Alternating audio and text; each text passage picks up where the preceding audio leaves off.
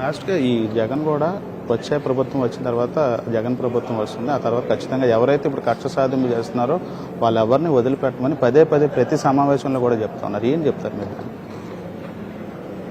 ఏం చేస్తారు తిరిగి అంటే ఇక్కడ ఇవన్నీ తాటాకి చెప్పండి, కూర్చోబెట్టి నరికేస్తాం చంపేస్తాం అంటే వీళ్ళు ఏమనుకుంటారంటే మధ్య యుగాలు ఉన్నాం అనుకుంటున్నారు.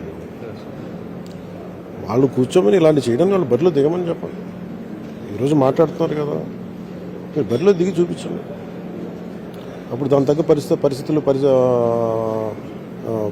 సిచ్యువేషన్స్ ఎలా టర్న్ అవుతాయి ఎలా తెలుసు. అందుకని నేను కూర్చోబెట్టి రెచ్చగొట్టడానికి నేనేం మాట్లాడలేదు. కానీ ఇది ఈజ్ ఇట్ రైట్? అదొక విధానం ఏమో వాళ్ళు మాట్లాడేది.